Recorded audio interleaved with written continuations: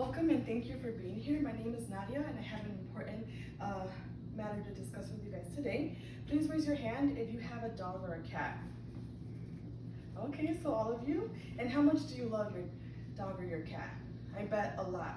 So much so that if something bad happened to them, it would make you sick to your stomach. How would you feel if something bad was happening to other dogs or cats? I bet it would make you sick to your stomach too. So sadly, I do have some bad news to tell you. Bad things are happening to dogs and cats, and that is the overpopulation crisis. We must all work together to control the pet population in America. Cody Mitchell is a writer for the Animal Foundation, and he wrote an article called Animal Overpopulation, a Rising Crisis That the World Can't Ignore. And in his article, he references USA Today and the statistic where 2 billion US taxpayer dollars are being spent every year to round up, house, kill, and dispose of homeless animals. This is the pet population, and 2 billion each year. And 1.5 million pets are euthanized each year because they're not able to find suitable homes for them, and shelters can no longer sustain them. So as we know, most of us here have pets, and if we don't, we know someone who does.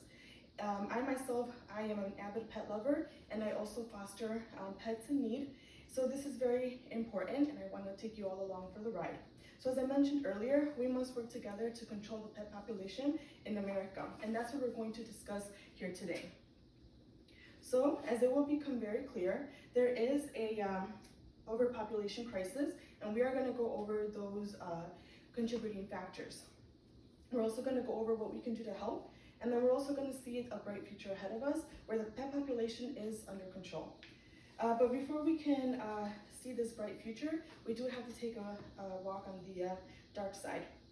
So the pet population is out of control in America. According to the ASPCA article, there are 6.3 million companion animals that enter shelters each year.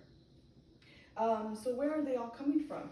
Well, the majority of them come from strays, which are turned in by local authorities like animal control, also by Good Samaritans like you or I.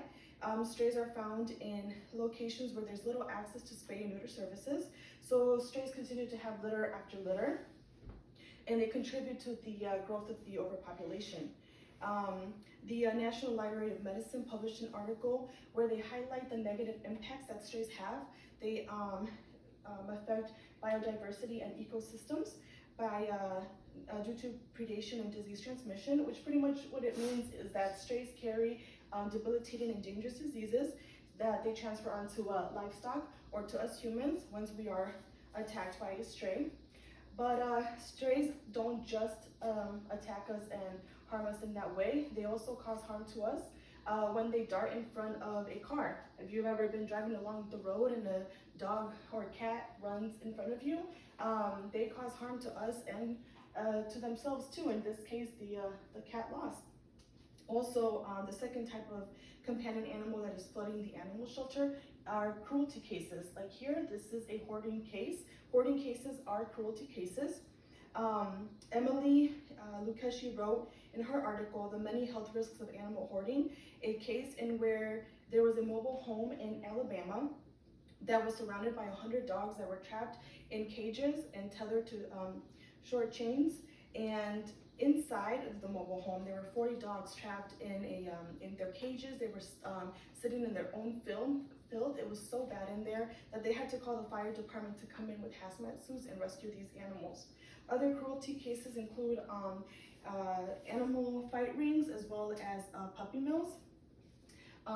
Here specifically, it's showing a case of a well-known breeder who in one day transferred 199 dogs to his veterinarian and had them euthanized.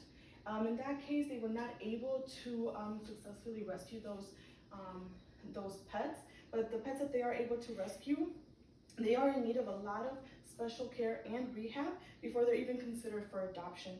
Lastly, the third wave of animals are owner surrenders. So that's owners who are going through either financial or health hardship. The first thing to go are pets. Also, owners who adopt a pet and it ends up being too much to handle, then they end up returning their pet back to where it came from, or just dropping them off to another shelter altogether. So I can continue on this dark path, but it's time that we turn into a brighter one. So what can we do to help? What are some of the ways that we can contribute to the solution? Well, there are three things. We can get our pets spayed and neutered. We can join or create social media campaigns, and as well as get our local government involved. But the first and the most important and crucial of all is getting our pet spayed and neutered. And so maybe we don't always know where to go to get our pet spayed or neutered. If you go here, I have a snippet of the city of Aurora. They have free and low-cost spay and neutering services. Also, animal or veterinary schools. So like the University of Illinois, there are 4-year resident veterinary students that are practicing low-cost spay and neuter services under the care of a senior veterinarian or an attendant veterinarian. So if you don't want to go online, you can also visit your local animal hospital or animal shelter. Veterinarians there will be able to talk to you in person, and they'll go in detail about what it entails to get your dog spayed and neutered, as well as the health benefits. For example, in male species, it's avoiding testicular cancer. Also, we have social media now. With technology at our fingertips, we can engage in joining either a existing social media campaign, like you see here in the ASPCA website. They have a social media campaign going on where they want to pass Goldie's Act. And so you can join that campaign, or you can create your own. You can go into your local animal shelter. Like, for example, if you live in Naperville, the Naperville Area Humane Society, you can join a local campaign. With social media, you can also tag celebrities. We follow them online. Why not do a quick little ad or a quick tag? You never know. Celebrities have pets too, so they could always, they can always do something that if they're interested in, can furnish enough attention.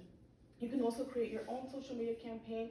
For example, if you want to create your own organization, you can create your own social media campaign with specific objectives, like raising funds for your campaign. Also, you can reach out to your local government.